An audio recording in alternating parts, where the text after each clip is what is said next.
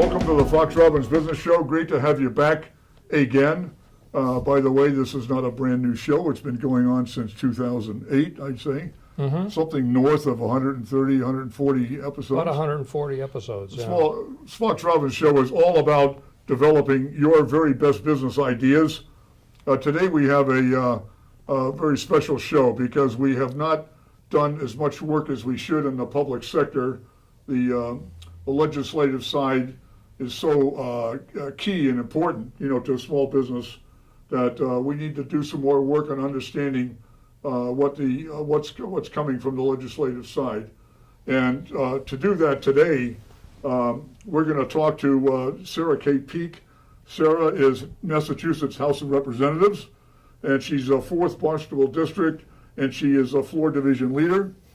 Welcome to the Fox Robbins Business Show. Bill, thank you. It's a pleasure to have you in my office. Thank you for being here. To it, Thank you. Cliff as well. Thank you very Yes. much. Sir. And we've also got Ann-Margaret Ferrante, who is the chairperson for the Joint Committee on Small Business. How about that? Yep. She's represents Gloucester, and she's in the House of Representatives, and we're very lucky to have her here today to comment, about the small business sector.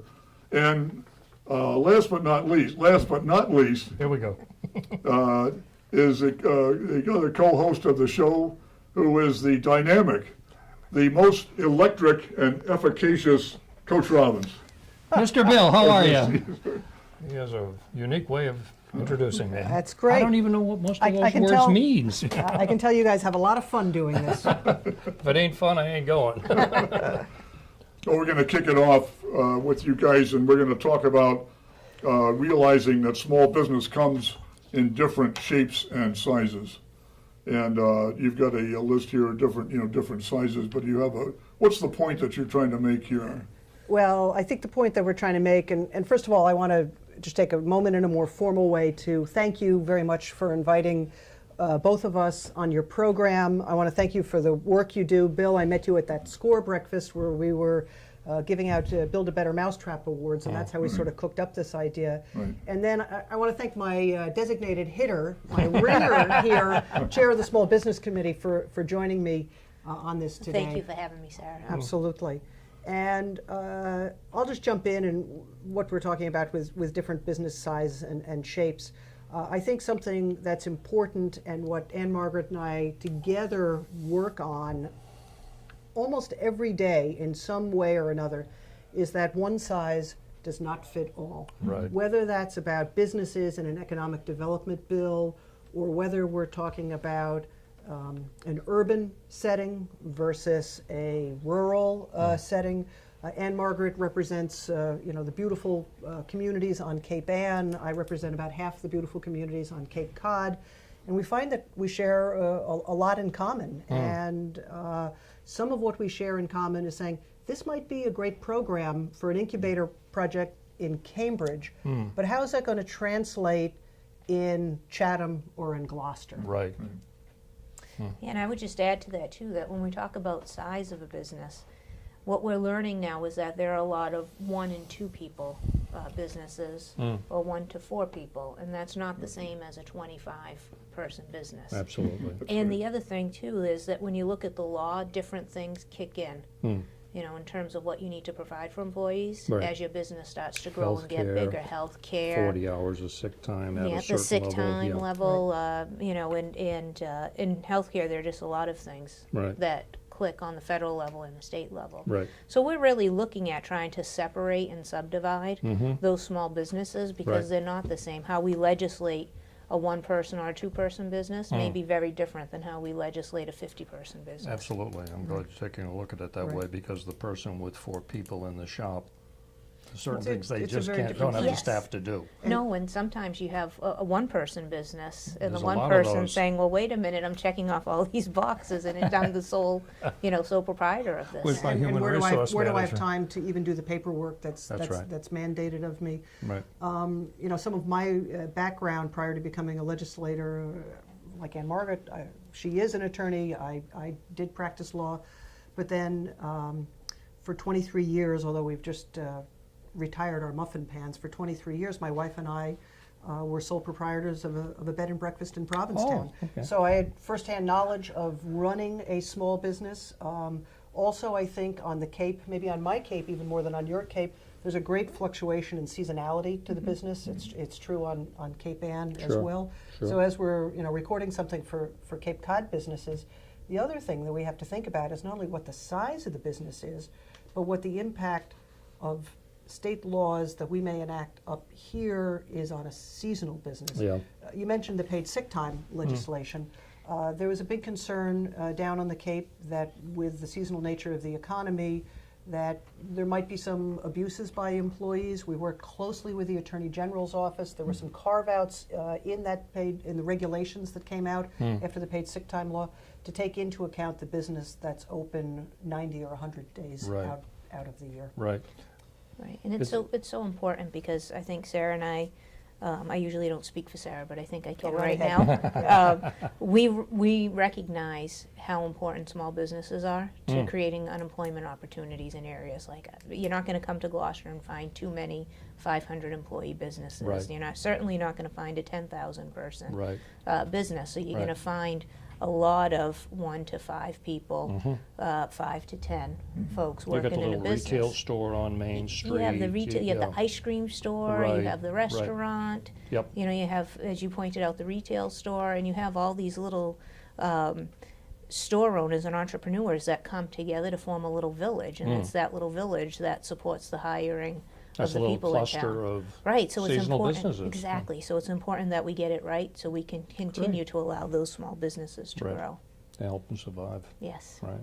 I was going to say, Coach, you were remarking on the way to this episode, making this episode, that the SBA, the Federal Small Business Administration, they certainly touch on small business. Yeah. But they actually consider a small business anything up to 500 people. Right. I don't know how they do that, but Well, they just do it. But yeah, and 500. I mean, I had a business that I built to 120 employees. I certainly didn't consider it a small business, but in the eyes of the SBA, as far as funding goes, most particularly with the SBA guarantees on loans Yeah, up to yeah. 500 employees. Yeah, It's that's slightly different. There are some different parameters for different industries, but as a general rule, 500 or less is considered. But guess what? A 4-person employee or a 15-person employee is vastly different. One of the business I started was a little rep business, and I had 5 employees. That was it. Right. It was a far different cry. I didn't have a human resource manager. When I had 120 people, one person was in charge of human resources Right. for all 6 locations. Right. Sure. But you've got the staff to do it. Yeah. Not everybody. But when it's 4 people, everybody's working in the business. Nobody has, as you say, time to work on it, quite Right. frankly. Right. You know? And some of our business people, businessmen and women, are involved in the fishing industry in Absolutely. some way or Yep. another, both on Cape Ann and on Cape Cod. Sure. And, both, right. whether it's ground fishing or lobstering, aquaculture with clams and oysters, especially on Cape Cod, this is a hugely growing business, highly regulated because there's a public health, public safety There's a huge, aspect to it. You have Right. to make sure that those delicious oysters on the half shell are just Don't kill juicy and anybody. delicious, but you don't want somebody turning up sick at the hospital That's right. 3 days later either. Right. So Well, you've got, Sarah, on our agenda, you wanted to talk about a current review. There's a review of regulations on small business going on. Now, could you talk to us about that? What's happening? yeah, Sure, there's a one of review. you, Chair Lady. Thank you. There's a review going on by the administration, by the Baker administration, and our committee's working very closely with the Baker administration on that review. And let me just give you an example. We were just talking about the fishing industry and what sometimes happens, and it happens across all industries, but we'll just pick the fishing industry for point of explanation. Last summer, I know Sarah and I bumped heads, not with each other, but against the wall of bureaucracy, because our seafood dealers and restaurants were calling up saying that there was a regulation on the books that said you could no longer have your lobsters in a tank if you were a restaurant. And what happened was there was a Division of Marine Fisheries regulation that was colliding with the public health regulation.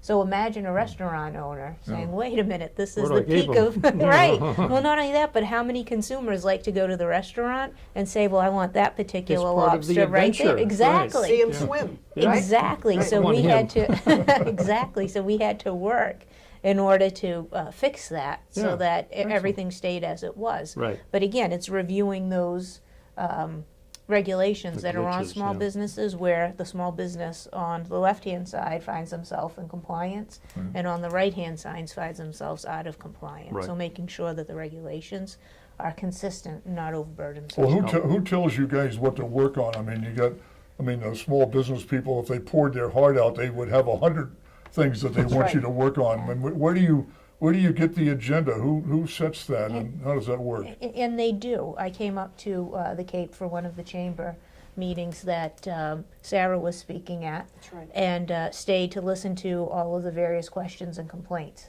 And then what we do is we bring those back to the office, and then we prioritize them based on, sometimes it's based on how quickly we can rectify an issue Sure. and what will need more work. Right. Sometimes it's the complaint that gets the greatest number of complaints Right. across the state geographically, where we look at it and say, okay, this is a problem across the board, and we have to do something right Even though away. it's going to take a little more work, it affects so many people. You know, the work, we're elected to do the work. Right. So, you know, as much work as it takes to get the job Right. done, we're prepared to do it.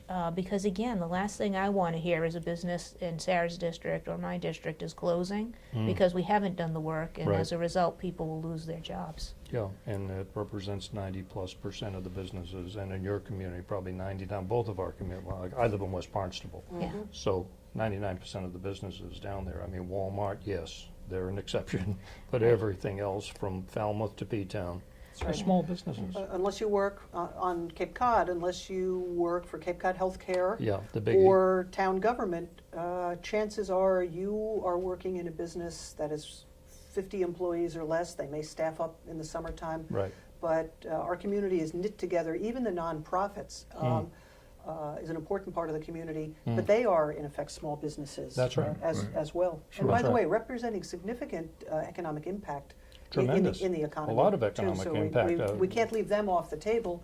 It's not only the mom and pop stores or the mom and pop embroidery and design business Sure. or whatever it might be. or the But- architect, or the lawyer. Yes. That's right. You know, people Exactly. that provide, or, you know, the Right. people providing services for the small business people, right. Well, it is that when you bunch the small businesses all together, Coach, it's like 90% of the. I mean, if you had a list of all businesses in Massachusetts, here's a list of all businesses in Massachusetts. 90% of those would be Well over small. 90%, it's closer to 95% of those businesses, and over 50% of the people who are employed. And the are employed by a employment small is business. 50%. That's right. Right. Right. Tremendous. So when you put it all together in one pot, Yeah. that's Big numbers. Yeah, and Okay. we like to call it the butcher, the baker, the candlestick maker syndrome, where I like all of that. a sudden, if, you know, the butcher's in play, then Yeah. he needs his supply, so there's another small business that gets created, and then Right. the candlestick maker needs what he needs, and so forth, and before you know it, the whole community's growing with small I think Yankee businesses. Campbell's probably big. Yeah, they're probably by He our outgrew, standards, he outgrew us. pretty big business. this review just of on the- regulations yeah. is, when did it start? Or Well, the Baker administration called for it. So Governor Baker set that agenda soon after he was inaugurated in January of 2017. Oh, okay. And it is ongoing, I would imagine concluding by now. And what I think will happen with that, we're sort of winding down now with our legislative session in that large legislative initiatives, if they aren't fairly far along through the pipeline, chances are we're not going to take them up before the end of July. Smaller bills will continue to go through in August, September, October, November, and December, but something of a magnitude like a reworking of regulations that support or hinder small business development. I would think the beginning of next session, we may see the administration file a significant piece of legislation. And I'm basing that on, at the same time, the Baker administration, in reviewing these regulations, they also went out on a listening tour to all of the municipalities, and they heard from boards of selectmen and town managers and planning boards and zoning boards of appeals and all of that. What are some of the hindrances? What's been on the books too long that is no longer relevant? And it was just, what was it, a couple of weeks ago, we took up a big municipal reform bill that the governor filed. The Municipalities Committee, House Ways and Means over in the Senate, we sort of had our way with it also, but the blueprint was set by the administration. I think I heard Governor Baker refer to that as his weed whacking bill. We just sort of go in and weed whack out the dead stuff and trim Right. along the edges. I would expect that next session we're going to see a weed whack bill in order to help smooth the way for small Good business metaphor, development actually, too, because isn't it is only choking off the good growth, so That's to right. speak, so get rid of the weeds. That's right. They've been there too long. Yeah. And you're also on the agenda is recognizing economic drivers of small business. I mean, these are things that are part of the overall, the total economic community that acts to foster and push and encourage, small business. True? That is true, yes. And you've got, you've got certain ones here that you think are important. Tourism, being one of them, is very important to this state. Well, I don't know what state it's not important to, but it sure is in Massachusetts. And the return on investment for what we invest as a state through Mass Office of Travel and Tourism or through our regional tourism councils and their organizations like the Cape Cod Chamber of Commerce or what's yours called on Cape Ann, the Regional Tourism Council. Do you have? Well, we have the Cape Ann Chamber of Commerce. Chamber of and then Commerce, we have which the is- North of Boston. That's right, as the well. North of Yeah. Boston Convention and Visitors Bureau. So we drive money into those organizations as well. And, the investment is something crazy. Like for every dollar we invest, it returns, $6 or $8 to us in the form of revenue. Because of course, when people come and visit, they buy meals, they buy stuff that they pay sales tax on. Meal tax. Meals tax. Hire exactly. people who pay taxes. Accommodation, overnight accommodations, taxes, and that drives revenue back to the state. And I know one of the things that I have, in my 5th term in the legislature now, one of the things I continuously fight for is making sure that we make an adequate investment in industries like the tourism industry, because I think there tends to be a thought that, all that stuff just sort of happens. We don't have to really worry about it. And if there's one thing that we have learned is you can't take your foot off the gas, and even in hard times, that is not the time to cut your marketing budget. That's the wrong time to That's cut your exactly the marketing wrong budget. time I'm to a marketing cut the professor. marketing That budget. drives me Right. crazy. You talk to tourism officials in Massachusetts, and they will quickly bring up what they call the Colorado experiment, and they're not talking about marijuana.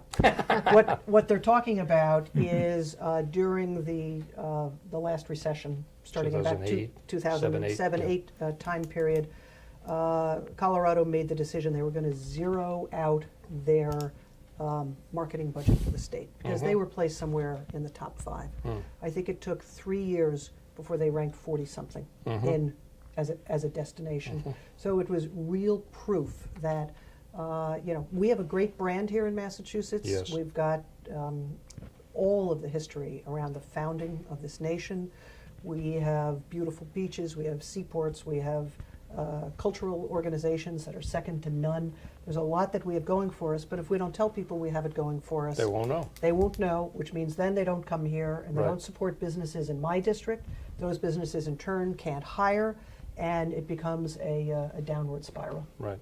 One of the things I love to laugh about, you represent Cape Cod, is I think it's funny that, you could go to Cape Cod for your entire life and never see the beach or the shorefront or the shore because Cape Cod is literally covered with freshwater lakes That's true, all and those ponds. ponds. That's right. And you could go to the Cape all the time that you please and have an immense amount of fun, a gigantic amount of fun, and never see salt water or eelgrass. That's right. I don't know why I love to joke about that, but it's funny. It's amazing. Or a great white shark.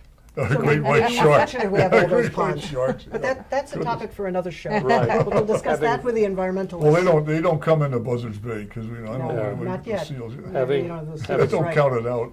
Having Yeah. grown up in Boston, on the way here, I ran him by Faneuil Hall, Yeah. and I told him how 2 weeks later, the Declaration of Independence, as we came down Tremont Street, I said, there's the old Granary Burial Ground, and right. Ben Franklin's family's there, although he's in Philly. I'm giving him a history No, lesson. but the one he liked the best is Cheers. Yeah, Cheers But that was an bar. important one Oh, yeah. too. I was born and raised in Boston my first 25 years. But like you said, if if people don't know that Right. stuff is here, and We're you sitting know. here on John Hancock's hill that Yeah, he gave. and John Hancock's right there Right. with the big signature, That's and the right. people who started the the Boston Massacre, right? And I'm giving him a lesson as we're driving here. And this is what you need. You need to invest. What you said is invest. I built a $22 million business. My accountant once said to me, "You spent $187,000 on your marketing last year." I said, "No, I didn't." He said, "Yes, you did. It's right here."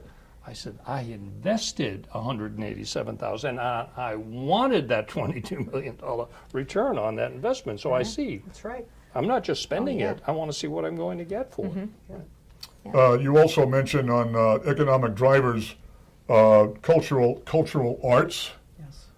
you feel is a driver of small business. Yeah, well, and I'm going to let Ann-Margaret talk about this because her district in Gloucester, the Rocky Neck area, that was the first cultural district formed in Massachusetts. I believe, One right? of the first, Yeah. and we now have 4. And I've been in my district. I have Oh. Gloucester, Rockport, and Essex. Is one in Essex, Yeah, one in Rockport, 2 in Gloucester. And what that has done is it's allowed for the promotion of those areas. And if somebody's coming to the Cape Ann Museum and they are coming for the weekend, we have the cultural districts advertise in conjunction with each other, so they know what else is there. If they're coming on a Saturday and they want to look at the museum, they know what's going on Sunday. They know what's going on Friday. Sure. And so other venues prosper from knowing that there's a cultural district. Right. Then in addition to that, restaurants have opened up because they know that when there's an exhibit, they know more There are people gonna will be be there. people coming. So they know that they're going to be able to service those people. Right. And in the wintertime, when people aren't rushing to the beaches and saying, "Oh, well, I'm at the beach, I'll catch the museum." They're saying, "Well, okay, it's the weekend. I don't want to get on a plane. Right. I don't want to go too far. Oh, I'll take a ride up to Gloucester, and I'll see the exhibit." So we're seeing some of those tourism dollars come in Sure. in the winter as well as You're catching them in the summer. shoulder seasons on the right. weekends, and you're Exactly. running events, and they'll Exactly. come to those events and spend their money. Isn't that a Exactly, good and idea? and it's one of the tools that we want to promote on Cape Cod Right. as well, that we've been working Yeah. with Sarah on, hopefully defining and developing. And really throughout the Commonwealth, because what we have seen is that for too long you had tourism in a silo over here, and you had arts and culture in a silo Right. over here. Right. And in fact, there was even a past director of the Mass Office of Travel and Tourism, who's no longer there, who said to me, "Well, it's my job to bring the bodies into the state and let those arts organizations get them in through the front door." And I think that that is so wrong-headed because, first of all, marketing our arts organizations is what will help get the people into the state. And, I see it as so interwoven Co-branding. that, You bet. that you can't really separate one from the other. There are shouldn't. separate agencies, and that is appropriate, but now there is great collaboration between Mass Cultural Council and the Massachusetts Office of Travel and Tourism, and I think that will benefit from that. Ann-Margaret Ferrante has a bill that I'm a co-sponsor of, but she conceived of it, and I think it's just brilliant. It's sort of like the sales tax holiday, but it's not as broad as the sales tax holiday. And basically what it would propose is that, well, I should let you talk about it. Oh, that's okay. But if a product is, if it's a craft, a piece of art, and it is made and manufactured within one of these cultural districts Right. and sold in a retail outlet there, that would be sales tax exempt. Yes. So you're an artist Good and you incentive. sell your painting for like $1,000. You could buy that from that local artist without having to pay the state sales That's tax. a wonderful incentive for And- people to spend their money Absolutely. in that district. And, Yeah. and it's money that really supports the local economy. It helps those artists in a very real way. In some ways, I think it's more beneficial to the people who live in Massachusetts than offering somebody a sales tax holiday to buy a Samsung washing machine. Right. That's Right. spends 5 minutes in the Commonwealth of And that's going to last them Massachusetts. 20 years. That's exactly right. Right. That's exactly right. You also feel that an interesting one, maybe for this area, is the film tax credit. I say interesting. I mean, not all states have that or have the ability to have filming as a economic driver. I mean, Right. not everybody's got that. We do here. Yes. We do here, and it's an interesting driver in the economy. So, for example, just a few minutes ago, you said you enjoyed going by the Cheers building. I heard Now, him say that. Cheers hasn't been on for probably a good decade, Right. Yeah, right? that But one is. everybody still remembers that. Jaws Right. was at least 2 decades ago. Martha's Vineyard. But people still come out there Right. because they want to see where Jaws was filmed Right. or what was done. Same in my area, same out in the western part of the state. Mm-hmm. So what we see is a couple of things. First, we see the branding of an area in Massachusetts Right. because the movie took place there and people Right. associate that movie with that location. Right. Second, when the movie companies come in, Ghostbusters is going to open. Sony spent close to $100 million in Boston. Wow. So what Right. happened was they came in with a budget of $100 million and said, we have to spend this down before we leave here. Right here. Name any other business that says, Yeah. we're coming to your state, and by the way, we need to Spend 100 spend million. down everything that we have. So what happens? They call in folks and they say, can you drive us around town, because every actor or what have you Sure. needs somebody to drive them. They call the caterers up and say, we need to rotate you because every 6 hours we need to feed a couple thousand people who are working on the set. Right. They say to people that have different talents, we need to bring you in as well. So Right. it works in that way to drive smaller You bet. businesses. Thank you, guys. You're going to come back. We're going to do another episode Yes. and keep going on this subject. We should be doing 10 episodes, as a matter of fact. Time and print. But thank you guys for watching Fox Robin's Business Show. Great to have you. And stay tuned for the second episode on the legislative factor and how important it is to small business. And feel free to send us your comments and suggestions to foxrobbins@gmail.com. But, make them nice comments, please. And thank you. See you next time.